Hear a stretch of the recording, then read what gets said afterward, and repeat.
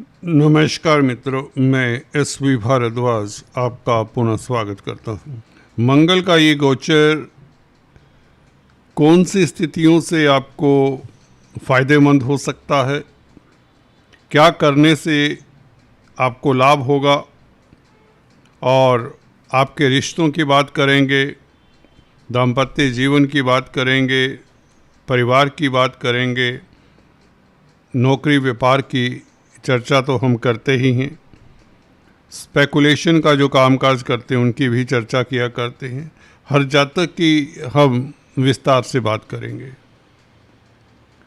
मंगल, जैसा कि आप देख रहे हैं, अभी शनि को छोड़कर 11 तारीख से सूर्य के साथ और बुध के साथ मिलेंगे।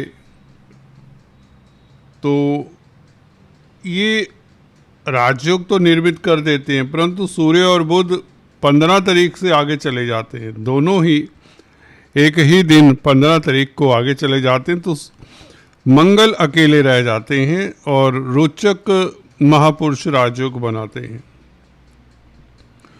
मंगल के इस राजयोग की चर्चा भी करेंगे, किस तरह का फायदा करा सकता है ये मंगल का राजयोग।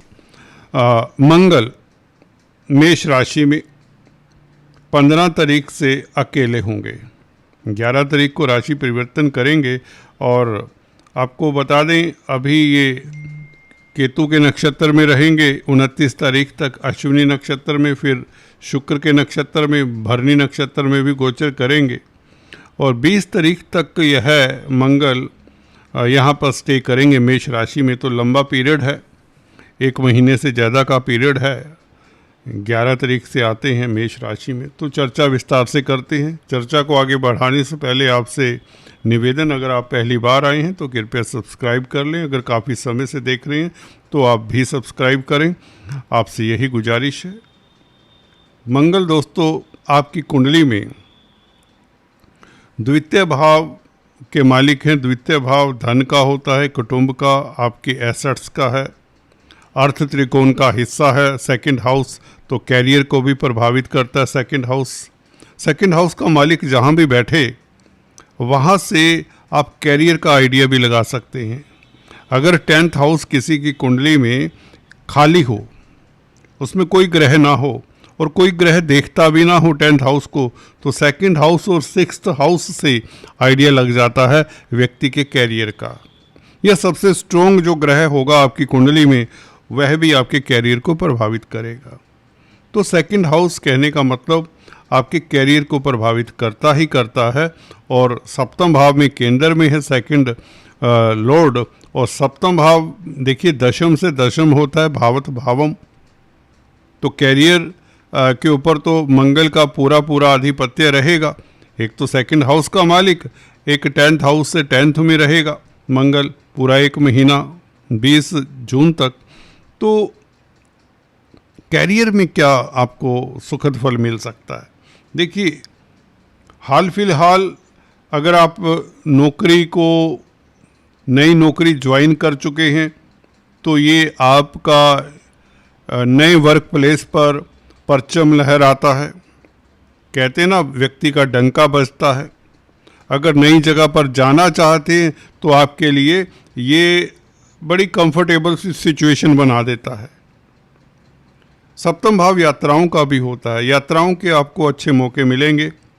अपनी राशि में है मंगल, तो मुझे लगता है ये भ्रमण की स्थिति भी पैदा करता है। बिजनेस के लिए, आप व्यापार के लिए भ्रमण भी कर सकते हैं, जिसके चांसेस प्रबल रहेंगे। अगर मंगल की आपकी महादशा अंतरदशा है या मंगल दशानाथ से प्रभावित है, युति में है दशानाथ के या दशानाथ से दृष्ट है, तो ये गोचर आपके लिए सुखद रहेगा। सप्तम भाव दोस्तों रोज़मर्रा की आमदन का है। आपकी डेली इनकम का ग्राफ बढ़ता है। दाम्पत्य जीवन का भाव भी है, पार्टनरशिप का भाव भी है सप्तम भाव।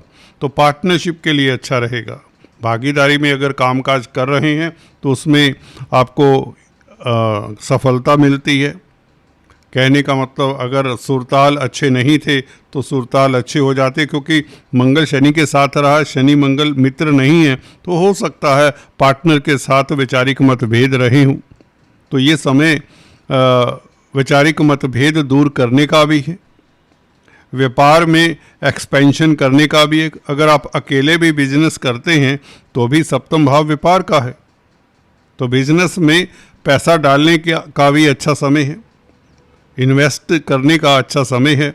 धन का मालिक है तो व्यापार से धन भी कमाएंगे, बैंक बैलेंस, क्योंकि मंगल की अष्टम दृष्टि आप देख रहे हैं, ये ब्राउन लाइंस जो दिखाई हुई हैं, ये दृष्टि मंगल की सेकंड हाउस के ऊपर पड़ रही है, जहाँ पर मेरा पॉइंटर होवर कर रहा है, तो ये मंगल की 8वीं दृष्टि है।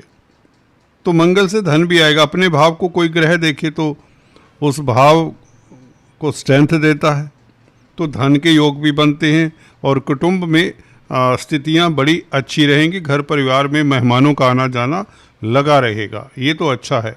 अगर हम नक्षत्र को भी देख लें, केतु के नक्षत्र में और केतु 11वें भाव में, देखिए ये अच्छी स्थिति हो जाती है। केतु 11वें भाव में हो और मंगल केतु के नक्षत्र में 29 मई तक रहेगा, तो इसका मतलब ये है कि लाभ होता रहेगा, आय के साधन आपके ठीक ठाक रहेंगे, मित्रों का साथ मिलेगा। केतु अच्छी स्थिति में 11वें भाव में राहु हो या केतु अच्छा फल देते हैं, तो मंगल का केतु के नक्षत्र में रहना आपके सोर्स ऑफ इनकम बढ़ते हैं, मित्रों का साथ मिलता है, ये बात तय हो जाती है। ठीक है, और इसके अलावा 29 तारीख से तो गजब की स्थिति हो जाती है, भरनी नक्षत्र में मंगल का गोचर। तो जून के शुरुआती जो दिन होंगे आपके लिए बहुत बेहतर होंगे, लव लाइफ के लिए उत्तम होंगे। और शुक्र दोस्तों इस अवधि में 29 तारीख जब भरनी नक्षत्र में मंगल प्रवेश होगा तो शुक्र आगे चले गए होंगे मिथुन राशि में, जैसा कि दिखाया 14 तारीख को 14 मई को गुरु के साथ शुक्र जा चुके होंगे धनु राशि में भाग्यस्थान में, तो भाग्यस्थान का फल देगा मंगल।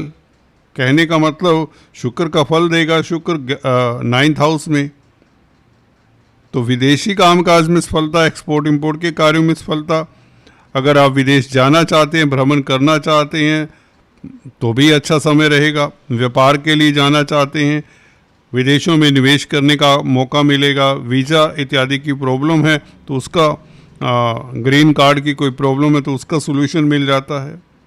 शुक्र सौंदर्य प्रसाधन के कारक हैं, स्त्री वर्ग के कारक हैं। अगर स्त्री वर्ग से संबंधित कोई काम काज करते हैं, खासकर cosmetics, readymade garments, diamonds, glamour की फील्ड में है, मॉडलिंग करते हैं, dance, drama, music, painting, art, architecture, कलाकृतियों, फाइन आर्ट्स के साथ कोई संबंध है, लग्जरी आइटम्स, गाड़ियों का सेल परचेज करते हैं, तो आपको अच्छा खासा लाभ होगा, क्योंकि मंगल ने शुक्र के साथ संबंध बना लेना है 29 तारीख से 29 मई से, और शुक्र भाग्यस्थान में होंगे तो आप भाग्यशाली रहेंगे।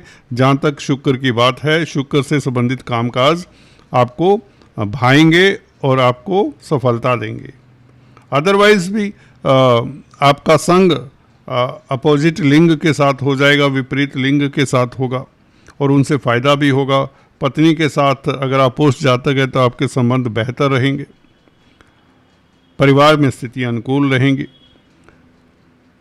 तो कहीं ना कहीं विदेशों से संबंधित कामकाज ज़्यादा बेहतर होंगे सेकंड हाफ में 29 मई से। जून का महीना 20 तारीख तक कहें तो ये अच्छा ही है आपके लिए।